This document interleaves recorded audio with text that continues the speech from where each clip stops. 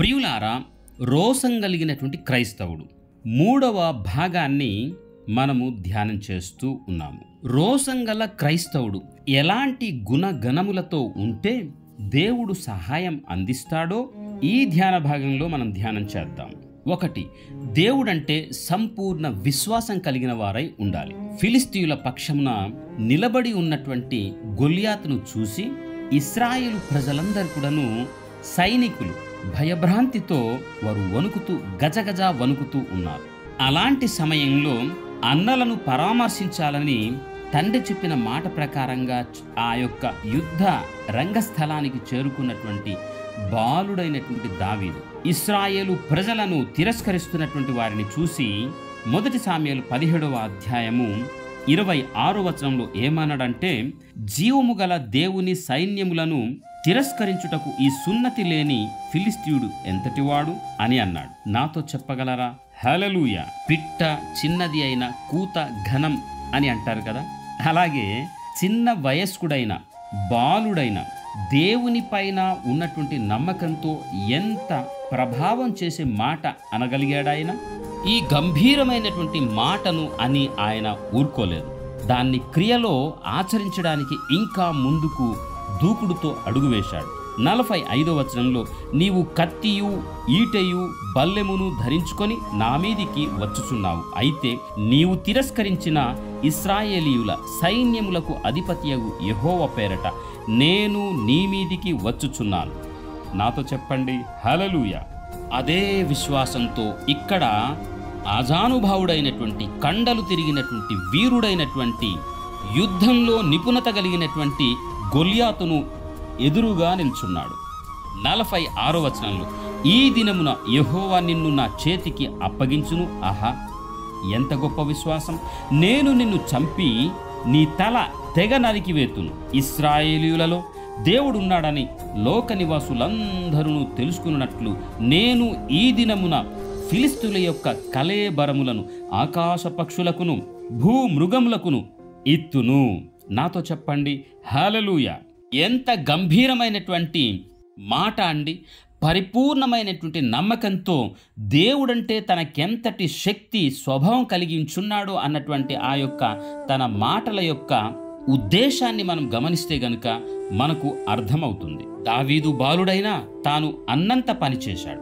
బలవంతుడైన గొలియాతును చిన్న ఒడిస సహాయంతో చిన్న గుళికలతో తనకు చంపేశాడు. తన తలను తెగ నరికివేశాడు. రోషంగల క్రైస్తవుడంటే ఇలాగా బలసూరుడై విశ్వాసమందు బలసూరులై ఉంటారు అన్నటువంటి చరిత్ర సంఘటన ఇది మనం చూసుకొని మనం కూడా పరిపూర్ణమైనటువంటి విశ్వాసం కలిగినటువంటి రోషం కలిగినటువంటి క్రైస్తవులుగా జీవించాలని జ్ఞాపకం చేస్తూ ఉన్నాను. 2. బబులోను దేశంలో బానిసలుగా బ్రతుకుతూ ఉన్నారు ఇశ్రాయేలు ప్రజలు.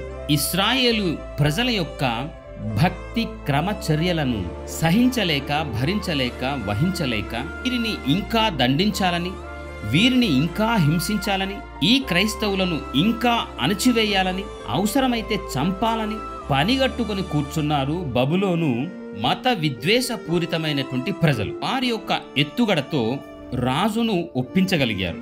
ఒక చట్టాన్ని చేయించగలిగారు. ఎలా అంటే ఒక మైదానంలో 60 మూరల ఎత్తును 6 మూరల వెడల్పును కలిగినటువంటి ఒక ప్రతిమను రాజు చేయించి ఆ దేశంలో కలిగినటువంటి సంగీత కళాకారులందరూ కూడాను ఆర్భాటించి సంగీతమును వాయించినప్పుడు దేశంలో ఉన్నటువంటి ప్రజలందరూ కూడాను ఆ ప్రతిమను మ్రొక్కాలి అని. ఎవరైతే మ్రొక్కరో వారిని మండుచున్న అగ్నిగంధకంలో పడవేయబడుదురు అని చెప్పి చట్టం చేశారు. దానియేలు గ్రంథము 3వ అధ్యాయంలో ఉన్నటువంటి సంఘటనలు ఇవి. రాజు నిర్ణయించినటువంటి సంగీత కళాకారులందరూ కూడాను సంగీతం వాయిస్తున్నప్పుడు తన రాజ్యంలో కలిగినటువంటి ప్రజలందరూ కూడా మ్రొక్కుతూ ఉంటే షడ్రక్ మేషక్ అబేద్నెగోయు మాత్రం మ్రొక్కకున్నట్లుగా కనుగొన్న సర్దారులు భటులు సైనికులు కొంతమంది రాజుగారికి ఫిర్యాదు చేశారు. దాంతో ఉగ్రుడైనటువంటి రాజు ఇంకా 7 మండించండి అగ్నిగంధకం అని చెప్పి ఆ అగ్నిగంధకంలో షడ్రక్ మేషక్ అబేద్నెగోయును పడవేయటం జరిగింది. రాజు అడిగాడు, నిజమేనా?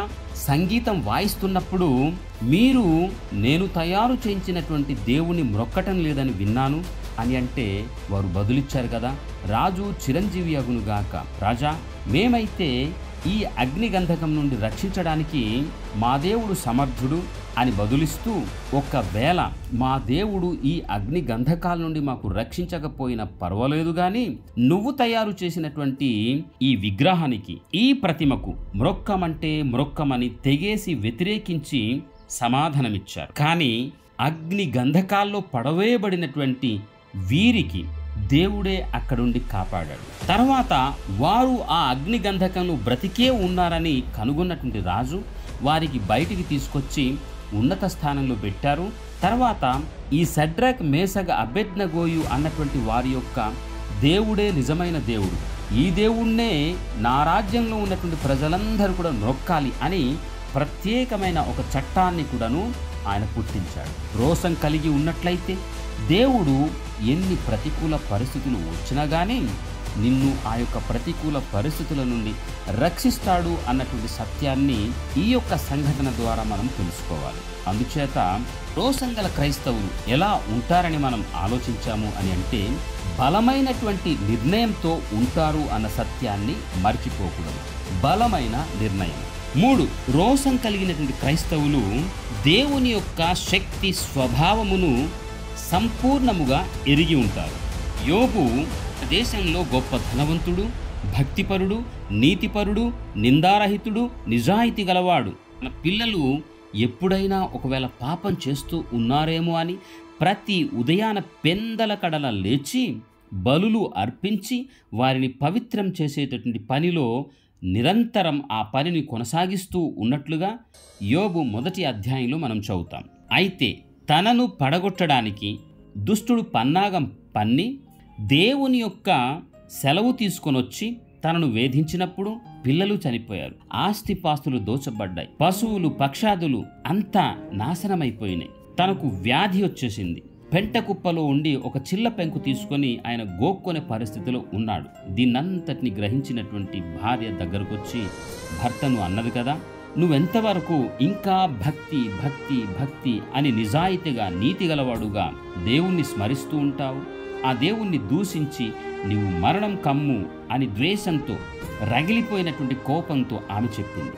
అప్పుడు యోబు గారు ఏమన్నారంటే, దుష్టురాలు అంటున్నట్లుగా నువ్వు అనక సుమ్మి, దేవుడెప్పుడు అన్యాయం చేయడు, దేవుడిచ్చాడు, దేవుడే తీసుకుని వెళ్ళాడు కనుక దేవునికి మహిమ కలుగునుగాక అని యోబు గ్రంథం 1వ అధ్యాయం 21వ వచనంలో ఆయన పేర్కొన్నాడు. ఈ యొక్క శక్తి, దేవుని యొక్క బలము, దేవుని యొక్క మహత్కార్యములు ఎరిగినటువంటి వారుగా మనం ఉంటే గనుక ప్రియులారా, రోషం కలిగినటువంటి ఆ తత్వంలో దీవించబడగలుగుతాం.